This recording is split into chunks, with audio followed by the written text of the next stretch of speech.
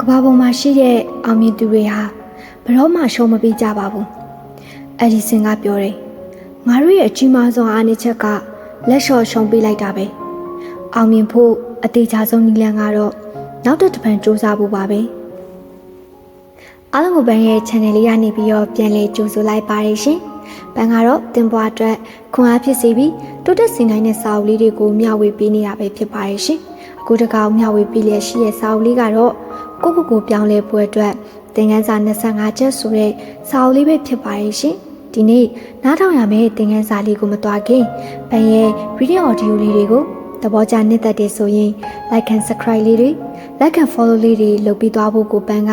အထူးပဲမေတ္တာရက်ခံပါရဲ့ရှင်။ကဲဒါဆိုရင်တော့ဘန်နဲ့အတူစတင်နာဆင်ကြရအောင်လားရှင်။ဆုံးရှုံးမှုတွေနဲ့ရင်ဆိုင်ရတဲ့အခါအရှုံးမပေးပါနဲ့။လူတိုင်းရဲ့ဘဝမှာအရှုံးတဲ့တစ်ချိန်မဟုတ်တစ်ချိန်ရင်ဆိုင်ဖူးကြပါလိမ့်မယ်။မရှုံးဖူးတဲ့သူဆိုတာမရှိပါဘူး။အရှုံးဆိုတာအမျိုးမျိုးရှိပါတယ်။ငွေကြီးဆုံးရှုံးတာတငယ်ချင်းဆုံးရှုံးတာမိဘဆုံးရှုံးတာကျန်းမာရေးဆုံးရှုံးတာသားသမီးဆုံးရှုံးတာလုပ်ငန်းဆုံးရှုံးတာမိသားစုဝင်ငွေတွေကိုဆုံးရှုံးတာကိုယ့်ရဲ့ရပိုင်ခွင့်တွေဆုံးရှုံးတာ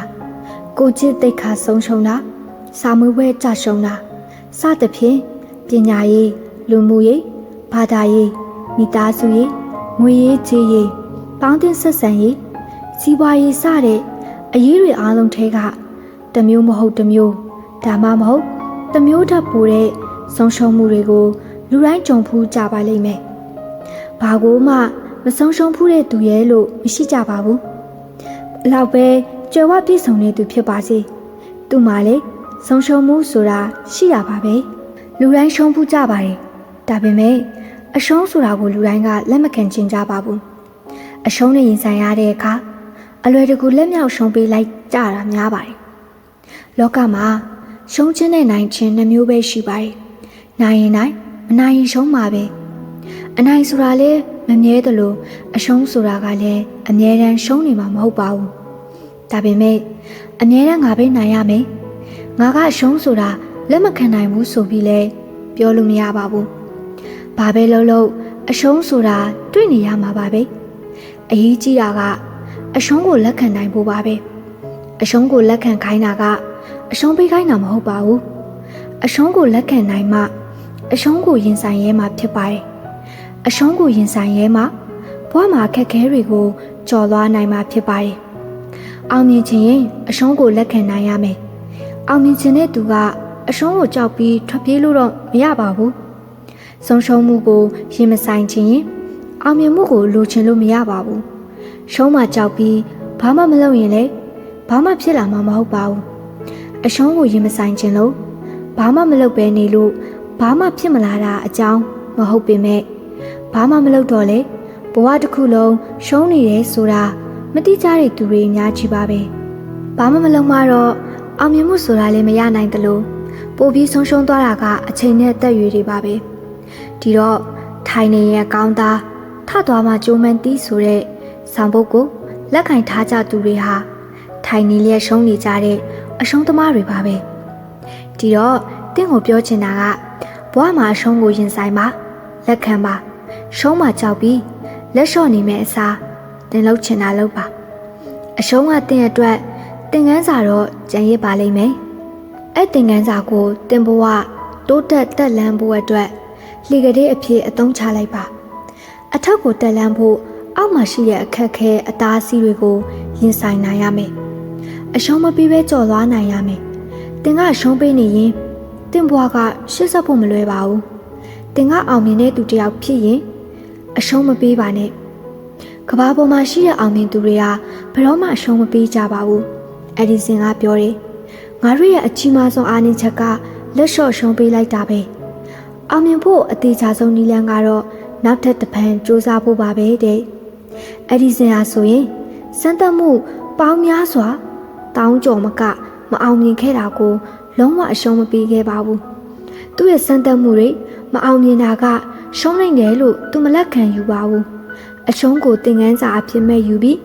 ပိုကောင်းအောင်လုပ်နိုင်ခဲ့တာပါ။ဒါကြောင့်ကဘာကျော်လက်စစ်ပညာရှင်ကြီးဖြစ်လာခဲ့တာပါ။ကာနယ်ဆန်ဒါစ်ဟာခ KFC ကြက်ကြော်နီကိုစားတော့ဆိုင်ပေါင်းထောင်ပေါင်းကျော်မကမဝယ်ပဲနင်းခဲ့ပေမဲ့သူကအရှုံးမပေးခဲ့ပါဘူးနောက်ဆုံးသူအလုပ်ဖြစ်ခဲ့တာကသူ့ရဲ့အရှုံးမပေးတဲ့စိတ်တဲ့ကြောင့်ပါပဲအချိန်တစ်ထောင်နင်းခံရပေမဲ့သူအရှုံးမပေးခဲ့ပါဘူးအရှုံးကိုသာကြောက်နေရင်ဒီနေ့အသင့်စားကြက်ကြော်ဆိုင်တွေဘယ်လိုလုပ်ပြီးရှိနေမှာလဲဒါကြောင့်တင်းဘဝမှာဆုံးရှုံးမှုတွေနဲ့ရင်ဆိုင်ရတဲ့အခါအခုလိုကဘာကျော်အောင်မြင်သူတွေကိုကြည်ပြီးအတူယူတင်ပါတယ်အရှုံးမပေးပါနဲ့တင်းဘဝရဲ့ဆုံးရှုံးမှုတွေကိုတင်ရင်ဆိုင်ပါအရှုံးကိုရင်ဆိုင်ရတဲ့တတိရှိဖို့လိုပါတယ်သင်ခန်းစာယူပါအရှုံးကိုလက်ခံတတ်အောင်ကြိုးစားပါတင်ရှုံးမပေးတဲ့၍မရှုံးပါဘူးတင့်ရဲ့ရည်မှန်းချက်ကိုဘာအကြောင်းနဲ့မှမစွတ်လွတ်ပါနဲ့ကျမဘွားမှာလည်းဆုံးရှုံးမှုတွေအများကြီးနဲ့ကြုံတွေ့ခဲ့ရပါတယ်ဒါပေမဲ့ကျမအရှုံးမပေးခဲ့ပါဘူးကိုယ်တိုင်ထူကိုယ်တိုင်ထားပြီးပြန်လေစူးစမ်းခဲ့ပါတယ်ဒီစားပေါင်းမှာလည်းဆုံးရှုံးမှုတွေနဲ့ရင်ဆိုင်ရတဲ့အခါကိုယ်တိုင်ဖြေရှင်းခဲ့တဲ့နည်းလမ်းတွေကိုမျှဝေပေးထားပါတယ်ဒီတော့တင်းပွားမှာဆုံးရှုံးမှုတွေနဲ့ကြုံတွေ့ရတဲ့အခါ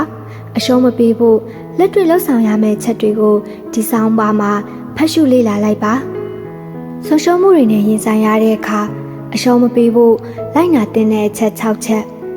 1ဘယ်တော့မှအရှုံးမပေးပါနဲ့ဆုံးရှုံးမှုနဲ့ရင်ဆိုင်ရတဲ့အခါအရေးကြီးဆုံးကတက်မှာအရှုံးမပေးတဲ့စိတ်သက်ရှိဖို့ပါပဲ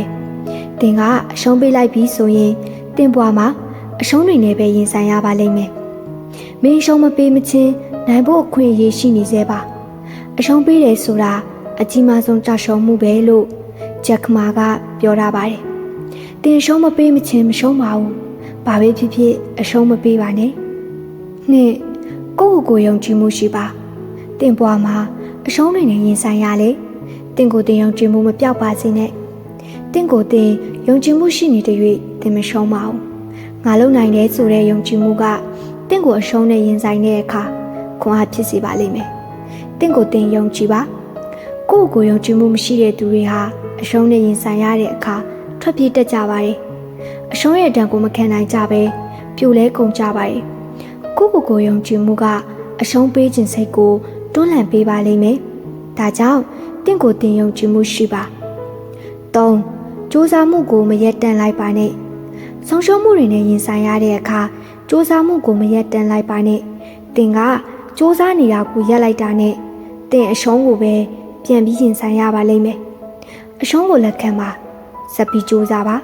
တင်မအောင်မမြင်မချင်းစူးစမ်းနေတာကိုမရက်လိုက်ပါနဲ့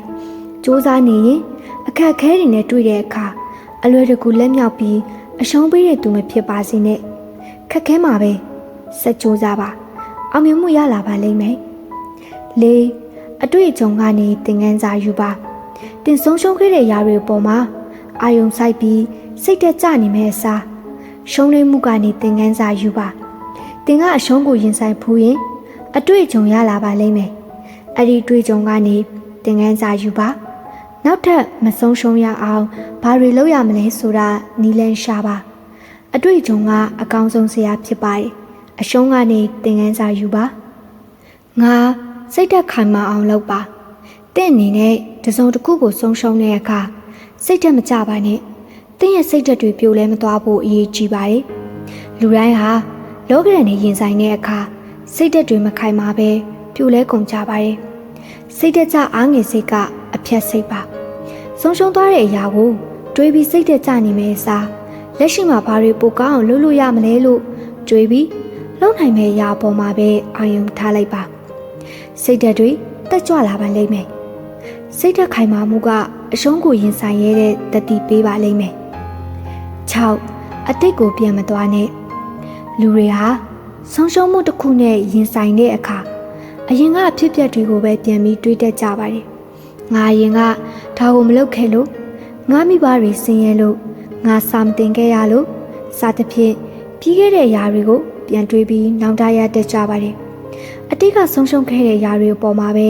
တွေးပူပြီးနောင်တရနေမယ်ဆိုရင်တင်ဟာရှိဆက်ဖို့အရေးချင်းမရှိနိုင်ပါဘူးအတိတ်ကိုအတိတ်မှာပဲထားခဲ့ပါယခုပြစ္ဆုတ်ပံမှာစူးစမ်းပါ